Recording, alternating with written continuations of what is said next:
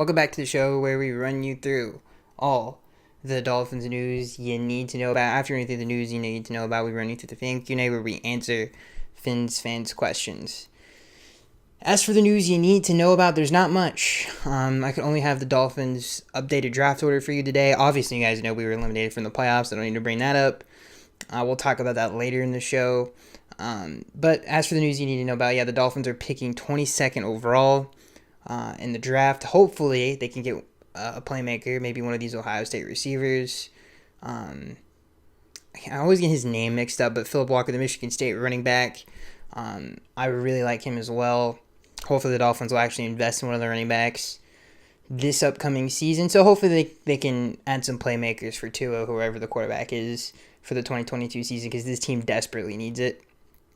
As for anything else, there's really nothing else to talk about. Everybody else is pretty much trending to play against the Patriots, which is good. Doesn't seem like there's any COVID issues or any injury issues, at least so far this week. So there you go. So let's get into the game. The Dolphins fall to the Tennessee Titans 3-34, officially eliminating them from the playoffs due to the fact, obviously, the Raiders and Chargers both won on Sunday. It sucks, but we'll talk more about that later. There's a couple things I want to talk about in this game that I thought that is interesting. I thought the defense hung in there and they played good enough to win. I mean, this is one of the best teams in the league as of right now, especially defensively, and obviously the run game is one of the best in the NFL right now. Not to mention the fact unfortunately they got their offensive line healthy for this game, and when their offensive line is healthy, it's pretty dang good.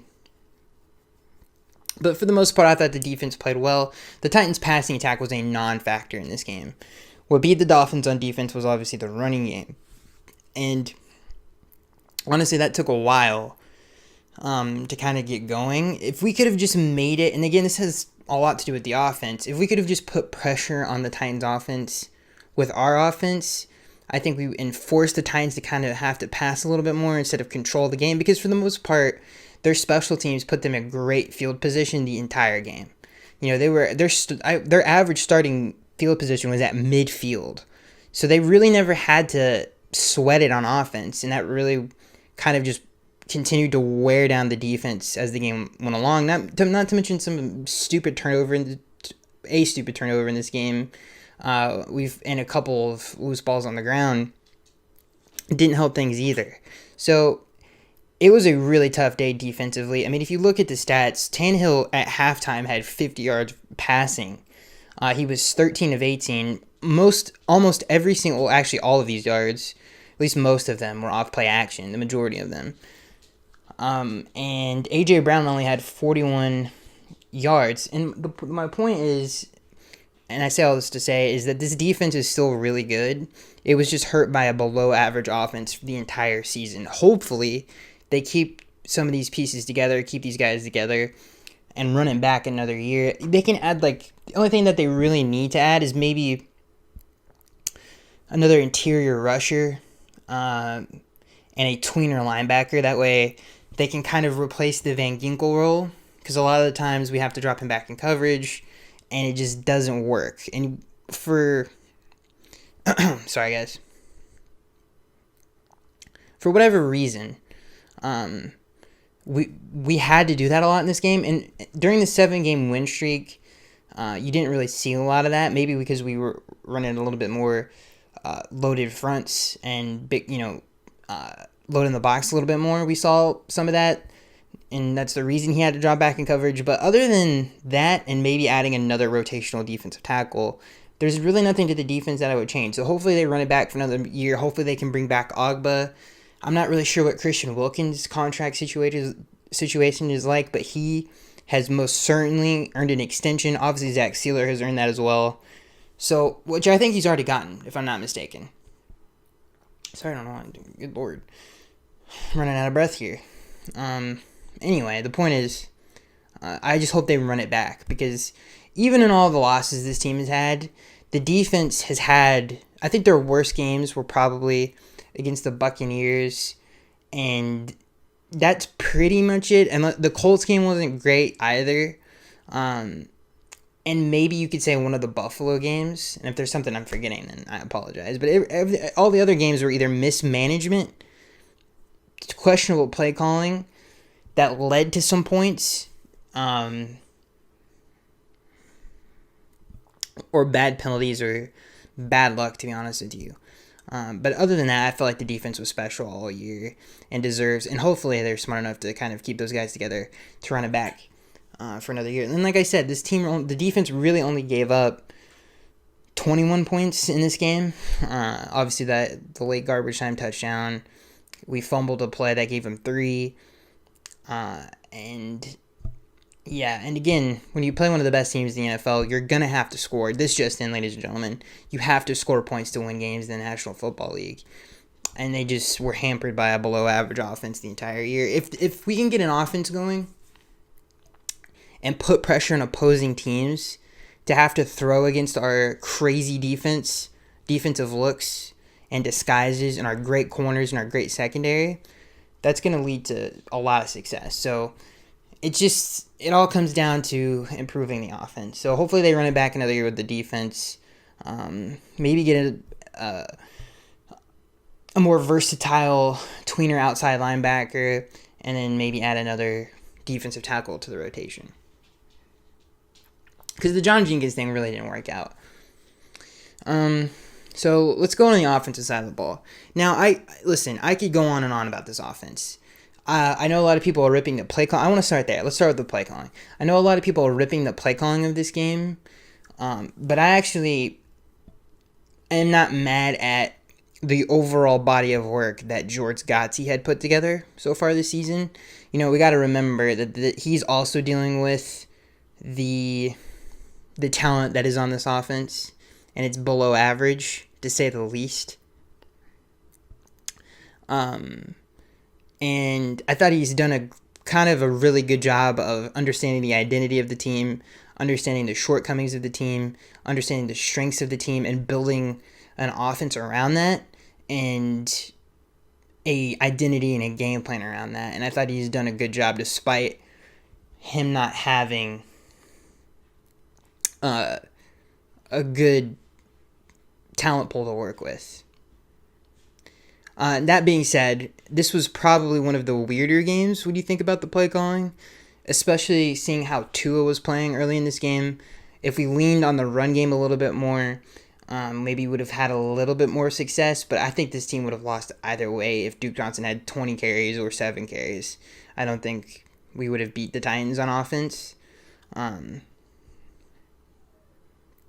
Maybe something would have been different, but I doubt it. So I hope they bring Gotze back, is my point, and have some consistency in the play calling room, because I do think if we give him a better offense, it's not his fault why this team has failed on offense the entire year. Before we get to Tua, and sorry if I sounded distracted, my dogs are going crazy right now. But before we get to Tua, I want to get into the lack of playmaking on this team is sad. I mean, honestly, watching this offense from week in and week out, it's disappointing. Devontae Parker, Mike Gesicki, even the only real consistent person this team has is Jalen Waddle, who in this game, the Titans did a great job of kind of game planning for him. He was missed a couple times. He had a bad drop. Obviously, Tua was able to hit him on that big, deep play, which was a beautiful throw and a beautiful play. But he's really the only consistent guy on the team. Devontae Parker is just a ghost. I mean, he was a ghost last week. And people got to understand something. We have been manned up by bad secondaries. Like the New York Jets is a great example of that. Obviously, Waddle didn't play in that game. And Devontae Parker, who's supposed to be... when I talk to Dolphins fans, he's like, I kind of wish we kind of keep Parker. But, what does he do? Every once in a while he had a nice third down catch. He had the nice third down touchdown against the Jets. But he isn't consistent at all. Not to mention the fact that his injury history isn't good. I think he could have had a better game in this game. Tua missed him a couple times on a slant. But there isn't enough consistency and playmaking ability on this offense. Not to mention the fact the offensive line is also super inconsistent. Other than the right side of it, which the interior, I should say, the interior right side of it with Dieter and Robert Hunt. I think that's the only thing that you can really build off of. Eichenberg has played a little bit better, but for the most part, this offense is below average. It just is. And, it's not really built around Tua's strengths, which is the quick pass game. I mean, Devontae Parker is not good in that. The best thing that he does is run fades down the sidelines and an occasional slant pattern. Other than that, I don't really understand what does Devontae Parker do. His run after the catch ability isn't that great. His quickness coming in and out of breaks isn't that great. He doesn't really fit Tua's skill set all that much. Same thing with Mike Gesicki. He is a mismatch in one-on-one, but he doesn't get a lot of separation at all. And there's not a lot there that fits Tua, not to mention the fact that there's just, in general, not a lot of playmaking there. And I hope it gets addressed in the offseason. And, something that it sucks that it wasn't addressed this previous offseason. They relied on a lot of people, a lot of veteran players like Devontae Parker and Albert Wilson, even Will Fuller. None of those people came through. It was a failed attempt at it when looking back at it. And hopefully they can really kind of give it a huge makeover, which is what this offense needs. And I think keeping Gotze around to kind of have that consistency. But for the most part, I think most of these players won't be here next year. I think Duke Johnson, if he continues a strong play, maybe he's earned a spot next year on this team. But other than Matt Collins, Waddle, and I guess Gesicki, I really don't see how they don't replace most of these positions. And they have their work cut out for them in this offseason to get it right. Which this brings us to Tua. I think Tua is the answer, and I know a lot of people don't want to hear this. He did not have a good game in this game. This is one of his worst of his career.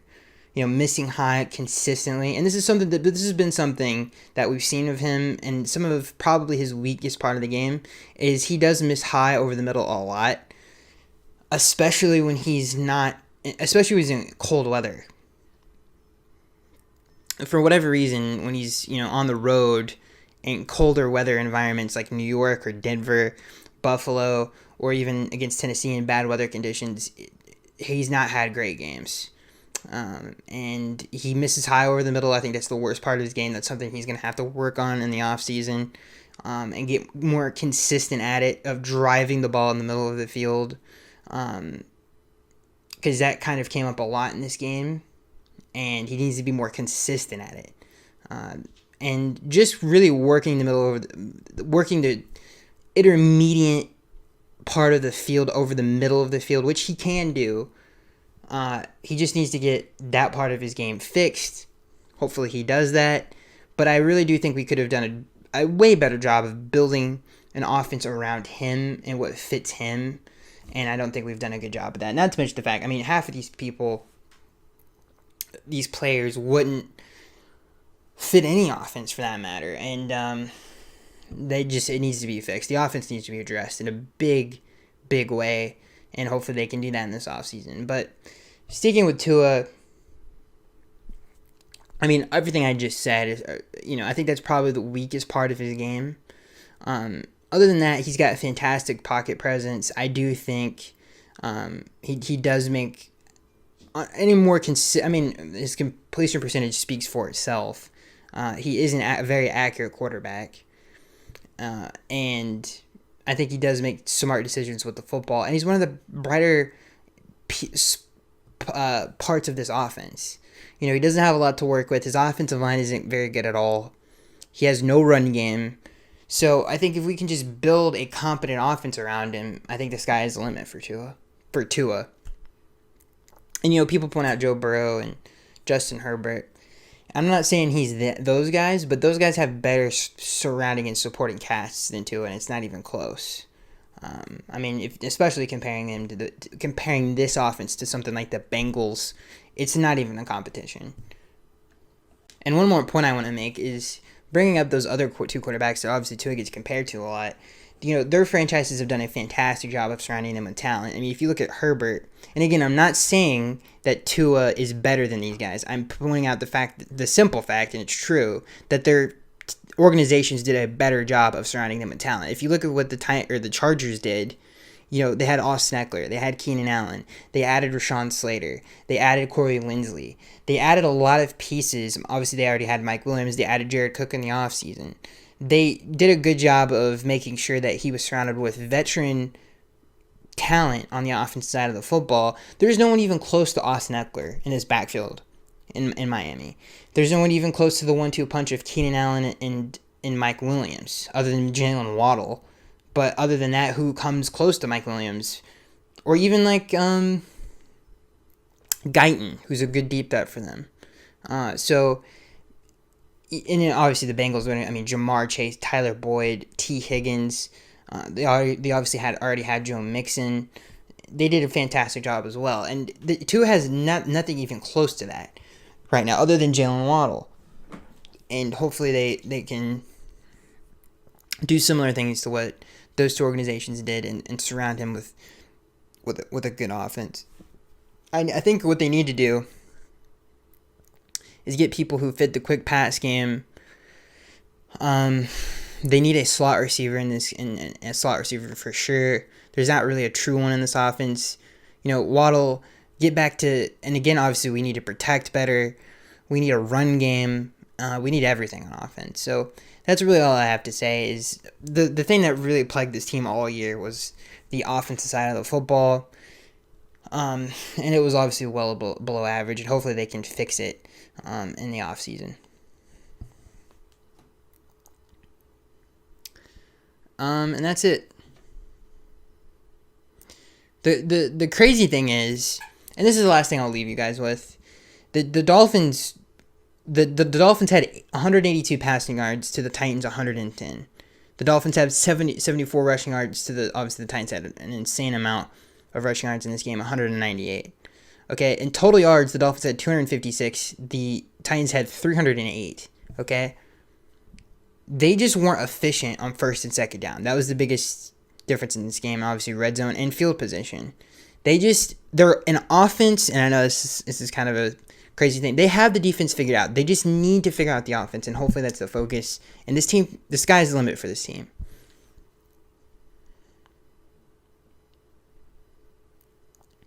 And obviously the Dolphins lost the turnover battle in this game.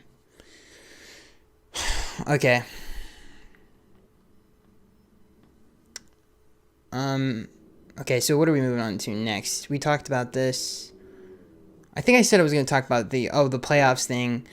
I think the only thing I really have to say about this season, it's not Brian Flores' fault. I mean, we could blame Chris and Brian for not doing a better job of constructing the offense, I guess. But defensively, Brian is a very unique individual. I think he's a great head coach. He, obviously, if he does beat New England, when was the last time we had... I mean, it definitely has been over 10 years since we've had back-to-back winning seasons. And he's one of the few coaches to do that in the history of the Miami Dolphins. So he deserves, obviously, more credit than he's getting from the fans, I feel like. And I know I defend Brian a lot on this podcast, but I think he deserves it. And hopefully they can get the offense together in the offseason, because he is... And again, I don't think he's under any threat to get fired or anything, but the fact that anybody would even entertain the idea of that, I think is crazy. And I think that's definitely something I'm rooting for on Sunday. If the Dolphins can get to 9-8 on the season, to have back-to-back winning seasons is a huge step in the right direction for this franchise.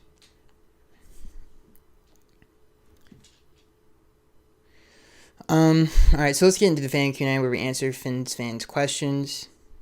Who was the last coach to go back-to-back winning seasons? Was it Weinstead? It might not have been, but it might have been, actually. So it was well over 10 years. Someone's got to know in the comment section below.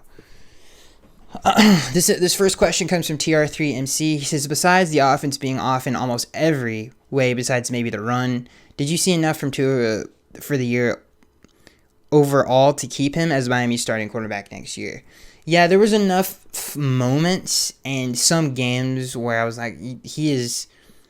I think something that's to bring up a consistent part of his game is he does have special pocket presence, and he has made some really nice throws this year, and he just has to kind of put it all together. And I think surrounding him with a competent offense, which I don't think people really take into account of how. I mean, the man doesn't even have a run game, and he doesn't have any weapons to throw to other than Waddle on a consistent basis. And Gesicki's a good tight end. I don't want to kind of gloss over that, but he isn't a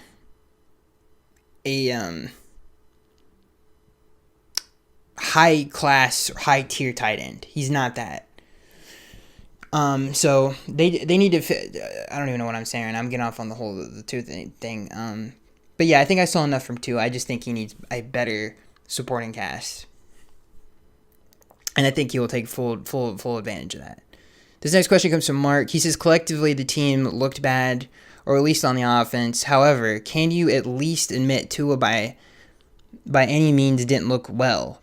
And again, this question comes from Mark. He says, he needed this win in the worst way. It's already, or has it been quiet rumors that either Flores or Greer are gone, or Tua is? What say you?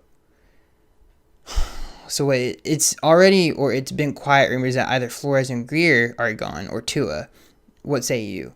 I mean, I don't know if I've heard those rumors, but I would definitely keep the Chris Greer thing is the weirdest part about this. But Brian Flores and Tua, I think, have done enough to, at least for me, to come back next year, especially if he wins. If he wins 9 games this year, and again has back-to-back winning seasons, I don't understand how you could ever fire Brian Flores. I really don't. But we'll see. I mean, even if he does lose against New England at home next week, I think he's done well enough. I mean, the Dolphins, if you just look at where we were and where we are now defensively, and honestly, even when the team was struggling early in the year, the defense was not the problem.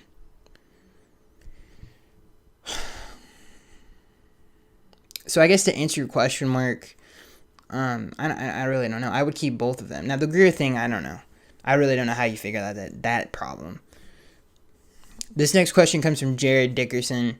He says, hey, Skaggs, what did you think of the relationship between Tua and Coach Flo? I don't think Flo has ever been sold on Tua, and one of the two has to go in the offseason. Who would you rather keep? Why does one of the two... Is there something I missed? I haven't... What do you mean, why? This is the second person that's brought this up. I'm just going to Google this really quickly. I have not heard any of this.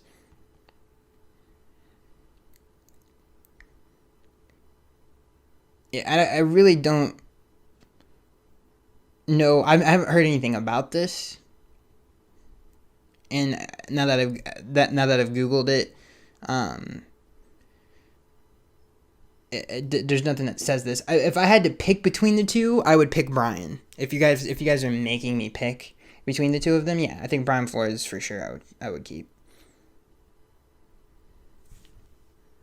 This next question comes from Harrington. He says, sorry guys. This next question comes from Harrington. He says, do you see Tua being the starting quarterback for the Dolphins next year? Do you see him being traded/replaced? If he is traded/replaced, who do you think it would be? I think if Tua were to be replaced, it would be through free agency, obviously. It would be with a veteran quarterback. Let's say by some crazy scenario where Aaron Rodgers, or maybe even Russell Wilson, or even Deshaun Watson, if he gets his legal stuff cleared up, I could see that still happening for sure. I think there's a very good chance of happening if the two parties can come to some kind of agreement. If that's on the table, I would fully expect the organization to go in that direction. But anything in the draft or anything like that, there's not a chance that's going to happen. This next question comes from Harrington. He says, Skaggs, it's obvious that the team is not a playoff caliber team. How close do you think we are from that goal? And what pieces do you think we need to add to get there? I wouldn't say, we're not that far off. If we just, did a couple things different in a Jaguars game on the road in London, this season's completely different. And if we get a pass interference call against the Raiders, so this team's not far off by any stretch of the imagination. I think it's pretty clear what the team needs. It's an entirely new offense in a lot of different areas. And they need playmakers. They need to build around especially if Tua is the quarterback coming back. They need to build around him and his strengths. And one thing I will say about the offseason quarterback stuff, I do think that we will see an active pursuit. I could definitely still see that. If I'm being realistic, I think I could still see the organization kind of push towards that a little bit. But we'll see. We'll see. This next question comes from Ethan. He says, going into next year, what guys on the O-line are you keeping realistically? And do you have faith in Greer to deliver with valuable free agent acquisitions this offseason? Because Ethan says, I don't. I think his track record, if you look at all the offensive linemen he's passed up in the offseason, it's a staggering list. And again, the Greer thing is such a conundrum. I don't even really know. I just don't know what they would do. What are they going to do? Give it to Reggie McKenzie? What would they do? How would they replace that position? I really don't know. But do I trust him? If he is so as blind as everybody, he can't be this blind. He has to fix. He's tried to do it in the draft. That hasn't worked. In terms of fixing the offensive line, he needs to do it through free agency, and just fixing the offense in general. He needs to do it through free agency, because he has failed at that over the last 2 years with Tua, especially. They need to find a way to get the offense going in the offseason. But to answer your question, do I trust him? And who am I keeping on the O-line? I think the only guys that I really am comfortable with is Hunt and Dieter. Other than that, I think all the other positions definitely need to be replaced. I can bring his play better, but do you really want to kind of roll the dice on another hopefully he comes through on his development? I'm not really sure you should do that. At least they should bring in a veteran to kind of take over that role. And in terms of do I trust Greer to deliver that, he hasn't really given me any signs of trusting him to fix the offense, that's for sure. This next question comes from Casey Fanatic. He says, Skaggs, what does the team need? Will we always be a sidekick when can we become the heroes? Well, what the team needs is an offense. And they haven't really had that since Brian Flores has been here. Some of the Fitzpatrick stuff, even those numbers were middle of the road. They most certainly have never had a run game since Brian Flores has been here. And I think they need to get that as soon as possible. As quickly as possible. And they need to do everything they can to again, fix that. And I think that's got to be the theme of the offseason. The next question comes from Harrington. He says, Skaggs, in the Tennessee game, was there a reason that Flores didn't challenge the Titans fumble? That's a good question. I think he didn't do it because there wasn't a... I guess from what the commentators were saying, I guess you could say there wasn't a clear recovery, even though Emmanuel Ogbah did come up with the football, and he didn't want to lose the timeout. We were down by, I think, 2 possessions at that point, and losing a timeout there would be devastating. So it was more or less so I think he just did not want to lose the 3 timeout in the second half of a game. And what's sad is that drive ended up ending in a touchdown. And he should have. I think they should have challenged it for sure. This next question comes from Jag Pack. He says, same old Finns, when you probably needed to win and you don't just fail, you get absolutely mollywopped. Flores has changed nothing, especially not the culture. That was a Joe Philbin level performance. Can't stop the run, and the offense is pathetic. I know you will disagree, but this is 2 years in a row when you need a win to make the playoffs, and you fall flat on your face. Disgusting. I disagree with this. I disagree with the same old Dolphins thing. Again, if he does win on Sunday, that's 2 years in a row with a winning season, which not many coaches have done in the history of the franchise. And he does something that Gase, Philbin didn't do, and most of the coaches the last 20-plus years didn't do, which is have a scheme, a special scheme, and a special side of the football. All this team needs to do is figure out the offense. Their defense is special. They've built something special there. So I disagree with that. I don't think it's the same old Dolphins. The same old Dolphins would be there's nothing to really hang your hat on, and there's nothing to really build around. They've completely built a special defense, and most of the players on that defense are young, and most of them are really, really good, and that's something that not many head coaches that have come through here can say they've built. So yeah. And one thing I will say is that I'm not going to sit here and say it. This season wasn't disappointing. I think the most disappointing thing about it was the offense, and that we had an entire year to fix it, and everything that we did to fix it failed. And that's the most disappointing thing. And I hope they can hopefully they can fix it in this offseason.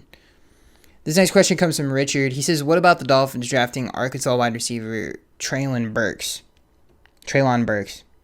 with the number 1 pick and use second-round pick on Texas A&M running back Isaiah Spiller?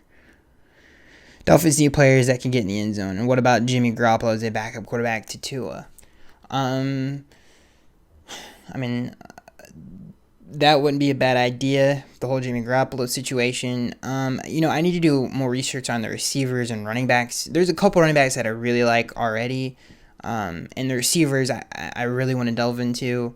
I really want to delve into the offensive side, guys. I need to watch more. I haven't watched enough to give a good opinion on some of these guys, so I'll wait on that, but I definitely will check out some of these players that you've mentioned here. This next question comes from JackPack18. He says, "I don't know how you can defend the offensive coordinator. Their play calling is hot garbage. Their game was working, and they abandoned it. Wildcat plays and bringing in Jacoby on 3rd and 1 is laughable. Flores has failed to build an offensive staff every year." I disagree with the offensive staff. Yeah, I guess you could say 2 flea flickers in a game was a little crazy, and throwing a pass with Mike Gesicki was even more stupid. But I think for the most part, they've done a pretty good job of managing this offense in the best way they possibly can and kind of squeezing all the juice out of it the best way that they can. And I think consistency is a real thing, and I think they need to keep George around for another year. I think I give him a better offense to call plays for, and I think you'll get a better result. This next question comes from SM. He says, "Do you think Stephen Ross has seen enough of Chris Grier?" I think the Stephen Ross factor is real. I think the impatience factor is real. And I think the mandate to kind of completely revamp this offense is a real thing. And I think the quarterback position I think for sure they will actively pursue a veteran quarterback in the offseason. I think everybody who's a Dolphins fan knows that.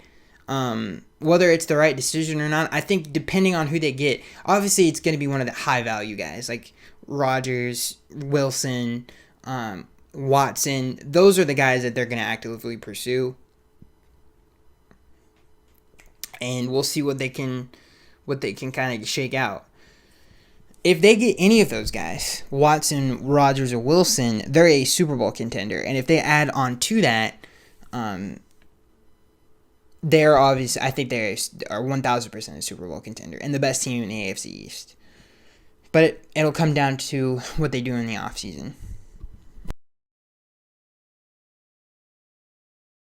Rid of Brian Flores is just a stupid and terrible idea. And again, this is coming from a Dolphins fan that has been burnt and watched terrible year after terrible year after terrible year. I'm right there with you. It's not, guys. I watch the games every single week like you do, and I think it would just be a terrible decision to get rid of Brian Flores. For all the reasons I've stated throughout the show, and especially if he has back-to-back winning seasons, I think it would be stupid. And if you, again, maybe the best thing for this team is to go out and get a proven veteran quarterback. And again, I think clearly if they got Russell Wilson or one of those high-value guys, like, the sky is the limit for this team. So that is it, ladies and gentlemen. It's an interesting conversation.